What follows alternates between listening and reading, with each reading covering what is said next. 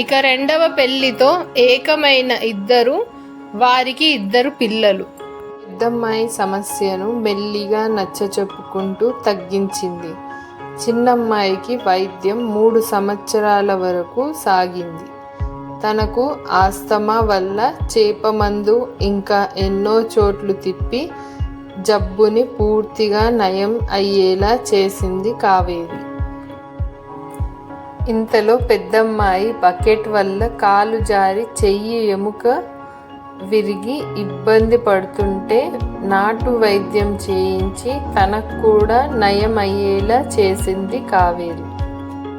కావేరి దర్జీ, బట్టలు కూడా కుట్టి వేసేది. పిల్లలతో బాగుంటుంది కావేరి. తండ్రి రాజా నా పిల్లలను తన సొంత పిల్లల్లా చూసుకుంటుంది కావేరి అన్న ఆనందంలో ఉన్నాడు. చూస్తూనే కొంతకాలం గడిచింది. చిన్న కుటుంబం చాలా బాగుంది. సంతోషకరమైన కుటుంబంగా మారింది. ఇంతలో రాజా కుటుంబ సభ్యులతో కావేరికి గొడవలు అయ్యి స్థల మార్పిడి అయ్యారు. ఇప్పుడు కావేరి వాళ్ళ అక్క వాళ్ళ ఇంటి దగ్గరకు వెళ్ళాలి అన్న నిర్ణయం తీసుకున్నారు. దానికి రాజా సరే మరి పిల్లలను చూసుకోవడానికి నీకు కూడా సహాయంగా ఉంటారు అని స్థల మార్పిడిలో వాళ్ళ అక్క వాళ్ళ ఇంటి దగ్గరలో వేరే ఇల్లు అద్దెకి తీసుకొని ఉన్నారు. ఇక ఉమలను దగ్గరలో ఉన్న స్కూల్లో వేశారు. చదువుకి ప్రాముఖ్యతను ఇచ్చే రాజా కావేరి ఇద్దరి పిల్లలకు చదివిస్తూ పిల్లల బాధ్యత పూర్తిగా కావేరి తీసుకుంది. 5 సంవత్సరాల తరువాత రాణి వాళ్ళ అక్క చెల్లెళ్ళు వేసవి సెలవుల్లో వచ్చి పిల్లలను కొన్ని రోజులు మాతో ఉంచుకుంటాం అని అడిగి మళ్ళీ వచ్చి తీసుకెళ్తాం అని చెప్పి వెళ్ళారు. కానీ కావేరికి ఇష్టం లేక ఉమలను తన అమ్మ వాళ్ళ ఇంటికి పంపించింది. ఇక పిల్లను తీసుకెళ్లేందుకు రాణి వాళ్ళ అక్క చెల్లెళ్ళు వచ్చారు. వాళ్ళతో పాటు పిల్లలు కొద్ది రోజులు గడిపేందుకు పిల్లలను తీసుకెళ్లేందుకు పిల్లల చేత మేం రాము అని చెప్పించి పిల్లలకు మీతో రావటం ఇష్టం లేదు అని చెప్పి మళ్ళీ రాకుండా వచ్చిన వారికి చెప్పి పంపించింది కావేరి. కావేరి వాళ్ళ నాన్న కొత్తిల్లు కట్టుకోవటంతో కావేరి చిన్న కూతురు, అది సొంతిల్లు నా అల్లుడికి లేదు అన్న ఉద్దేశంతో కూతురు అల్లుడిని వాళ్ళ ఇంట్లో ఉంటూ అద్దె ఇవ్వమన్నాడు. దానికి ఒప్పుకున్న రాజా మళ్ళీ ఇల్లు మారి అందరూ సంతోషంగా ఉన్నారు. సొంతింటి కల నెరవేర్చుకోవాలి అని ఒక ఓపెన్ ప్లాట్ తీసుకోవాలి అనుకొని వెతకడం ప్రారంభించారు. విడివిడిగా 3 చోట్ల చూశారు. అందులో నుండి ఒక్కటి తీసుకోవాలి అని ముందుగా కొంత డబ్బు ఇచ్చారు. ఇచ్చిన తరువాత తెలిసింది కావేరి కడుపుతో ఉంది అని.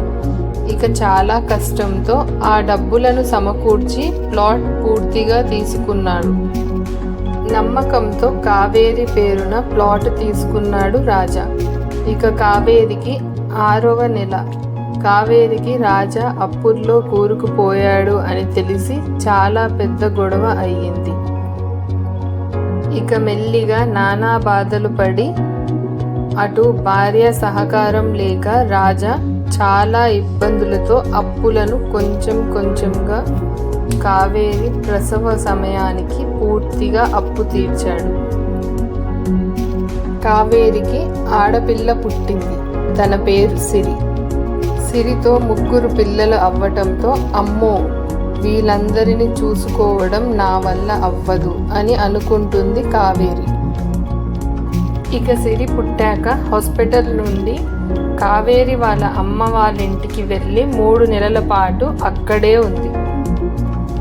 ఇంతలో మళ్ళీ ఇంకో ప్లాట్ తీసుకోవాలి అని రాజాకి చెప్పింది కావేరి.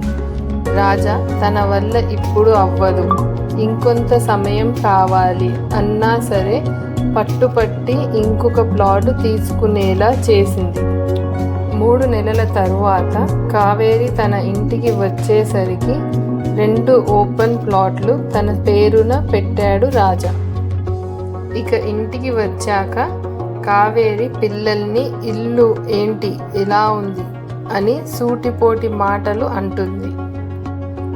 ఎప్పట్లా వెళ్ళి పిల్లలు కావేరి ఒడిలో కూర్చుంటే పక్కకు నెట్టి చెల్లెల్ని చూసుకో అని చెప్తుంది.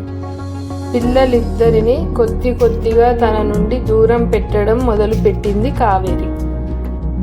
కొంతకాలానికి రాజా అప్పుల్లో కూరుకుపోయాడని తెలిసి తన భర్త కష్టాల్లో ఉన్నాడు అన్న ఆలోచన కూడా లేకుండా తనని ఇంకా ఇబ్బంది పెడుతుంది కావేరి. నీకు ఎందుకు అప్పులు, ఇలా ఎలా అవుతాయి అంటూ రాజాని చాలా ఇబ్బంది పెట్టేసరికి కావేరి వాళ్ళ కుటుంబ సభ్యులు ఇద్దరికీ సర్ది చెప్పి వెళ్ళారు. అప్పుడే కావేరి గురించి రాజాకు తను ఒక కోపిష్టి అని తెలిసింది. ఇక ప్రతి చిన్న విషయానికి పిల్లల మీద కోపం చూయించడం, రాజాకి చెప్పి గొడవలు పడటం చేస్తుంది కావేరి.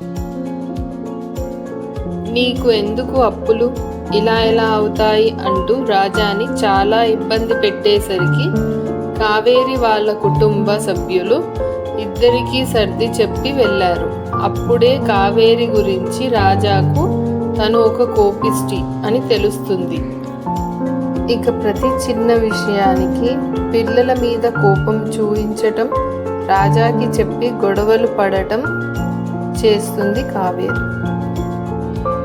ఇంట్లో చూస్తూనే రోజు రోజుకి అప్పులు పెరిగి తినటానికి కూడా ఇబ్బందికరంగా మారింది. అప్పుడు కావేరి పిల్లలు ఆకలికి తట్టుకోలేరు అని బియ్యం అప్పుగా వాళ్ళ అక్క దగ్గర తీసుకొని వండి పెట్టేది. అర్థం చేసుకోలేని మనస్తత్వంతో ఉన్న కావేరి రాజాతో చాలా కఠినంగా ప్రవర్తించసాగింది.